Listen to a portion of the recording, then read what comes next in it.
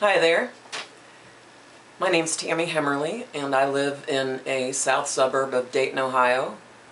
Birthplace of aviation, home of the Wright brothers. Anyway, I am a big Josh Groban fan. I love his music. His voice just gets me right in my heart every time I'm listening, and I can't get enough of his music right now. I bought the new CD, All That Echoes, on February 5th on the day it was released, and I can't get enough of it. It's in the CD player in my car all the time, so as soon as I'm headed out to go somewhere, hit play and Josh is singing to me, and I love it. So if you've got the CD, I don't know about you, but even when I'm not listening to it, one of the songs is usually playing in my mind, usually the last one I was listening to. And that was kind of the case the other day when I was sitting at my desk at work and inspiration struck. And I thought, how fun and how cool would it be to write a story around the songs on the album, incorporating bits and pieces of the lyrics into the story. So later that night I went ahead and explored that line of creative thinking and came up with the following love story. We all know that Josh loves musical theater, and so it is a musical love story. And it's going to be done in Reader's Theater style. I've got my script right here. So here goes. It's called All That Echoes, a musical love story. Emma and Michael had been together for years. They were deeply in love, and their relationship was solid, or so she thought, until that night when everything changed. It was a cool spring night, and they had taken a drive up into the pine-covered mountainside, the cool wind blowing in their hair, not a care in the world, not saying a word to each other until later that night, as they were walking hand in hand. Michael stopped and broke the silence. It started out to Emma sounding like the proposal she'd been waiting and hoping for. Ended up being a surreal and unexpected ending. Emma, he said, we've known each other for a long time now, and we've been very happy together.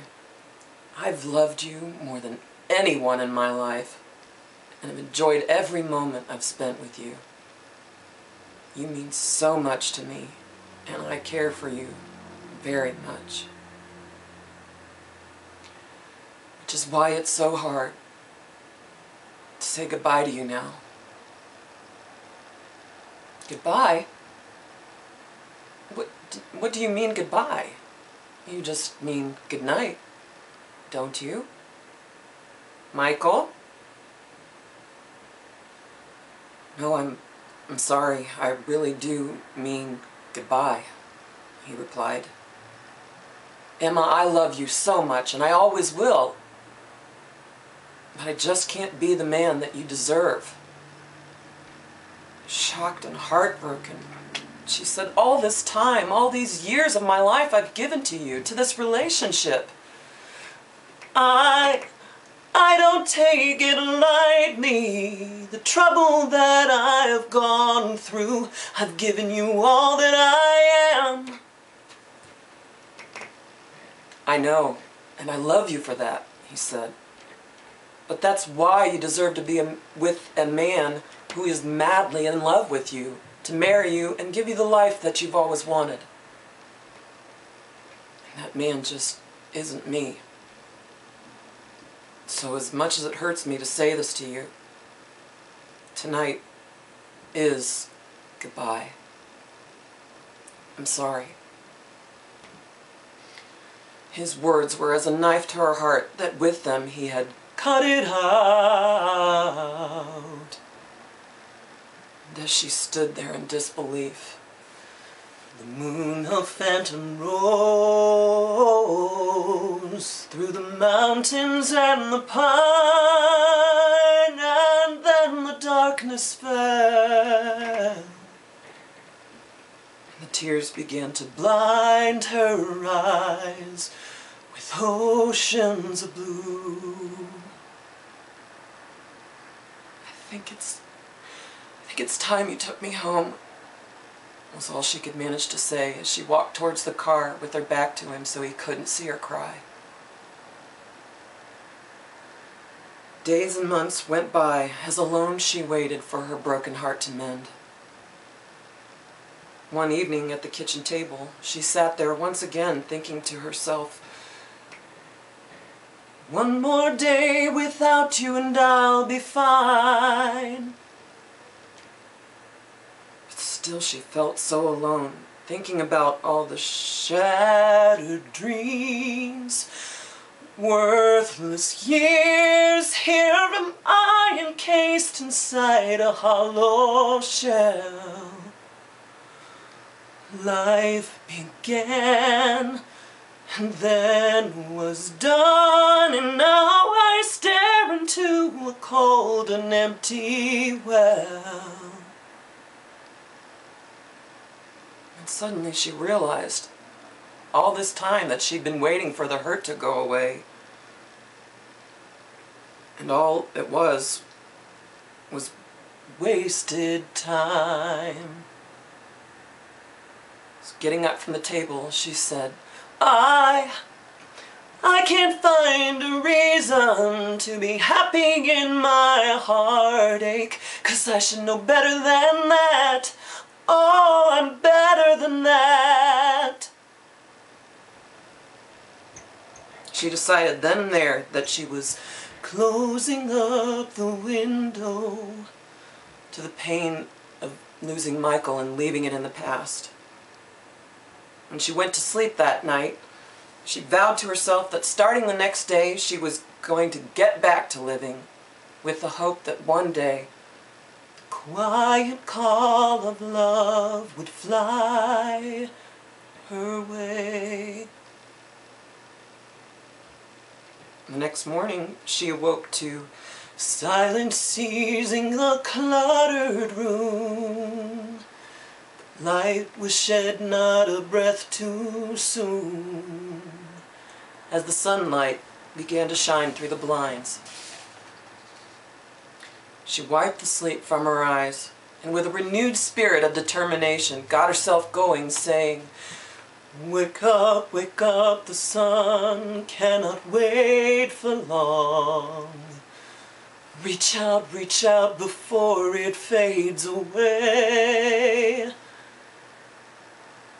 She got up and showered, and after her morning cup of coffee, greeted the day by taking a walk in the park, just enjoying the summer sun, just her alone with her thoughts. After a while, she decided to stop and take a break and sat down on a nearby park bench, just watching others out enjoying the day as she was. Mothers and fathers out playing with their kids, neighbors walking their dogs, getting their exercise for the day. Yes, even couples sitting underneath trees, enjoying a picnic lunch together. Anyway, she just sat back and took it all in, watching as people passed her by. And suddenly, she saw him. Tall, handsome man, just walking, laughing with his friends, with a smile that shone for her brighter than the sun. She was so attracted to him, she couldn't take her eyes off of him. All she could think to herself was, I don't know you, but I want you all the more for that. When he caught her eye, she looked away, embarrassed that he'd caught her staring at him. When she turned back and looked up, there he was standing in front of her. Hi, I'm Ian. She just sat there for a while speechless until he said, And you are... Emma. My name's Emma, she replied. Nice to meet you, Emma. Care if I sit down? No, please, go ahead. And he did. And they sat talking the day away, so at ease with each other, even though they'd just met. By the end of the conversation, he had her number, and a couple days later he called her for that very first date. They had such a great time that first date turned into a second and many more after that. And as weeks and months passed, they grew closer and closer to each other.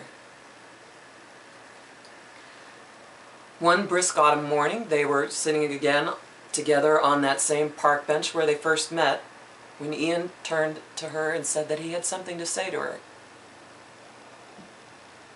He began saying how they'd been together for a while now and that he cared very much for her.